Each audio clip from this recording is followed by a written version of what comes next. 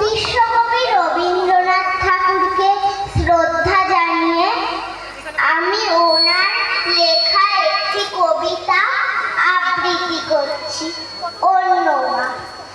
আমার মা না হয়ে তুমি আর কারো মা হলে, ভাবছো তোমায় চিনতেন না, যেতেন না ওই কোলে।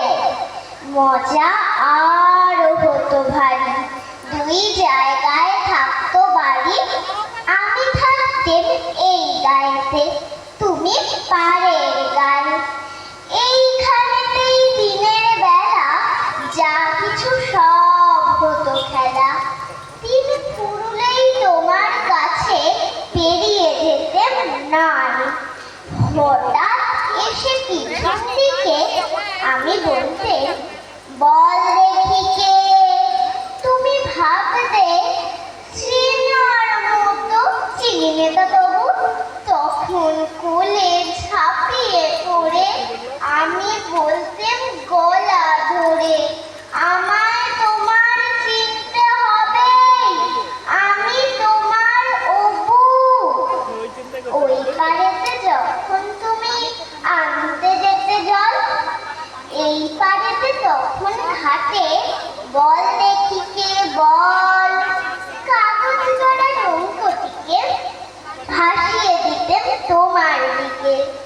যদি গিয়ে পৌঁছুতো সে বুঝতে কি সে কার। সাঁতার আমি শিখিনি যে, নইলে আমি যেতেম নিজে। আমার পাড়ের থেকে আমি যেতেম তোমার পার। মায়ের পাড়ে অবুর পাড়ে থাকতো তফাৎ, কেউ তো পারে ধরতে গিয়ে পেত না কো, রইতো না একসাথে। দিনের বেলায় ঘুরে ঘুরে দেখা দেখি দূরে দূরে, সন্ধে বেলায় মিলে যেত অবুতে আর মাকে। কিন্তু হঠাৎ কোনোদিনে যদি বিপিন মাঝি পার করতে তোমার পারে, নাই তো তোমার রাজি। ঘরে তোমার প্রদীপ জেলে, ছাতের পরে মাদুর মেলে। বসতে তুমি পায়ের কাছে, বসতো ক্ষান্ত বুড়ি। উঠতো তারা সাত ভাইতে, ডাকতো শেয়াল ধানের খেতে। পুরো ছায়ার মতো বাদুর কোথায় যেত উড়ি। তখন কিনা দেরি দেখে ভয় পেতে না, থেকে থেকে পার হয়ে মা আসতে হতোই অপু যেথায় আছে। তখন কি আর ছাড়া পেতে, দিতেন কি আর ফিরে যেতে। ধরা পড়লো মায়ের পার অবুর পারে।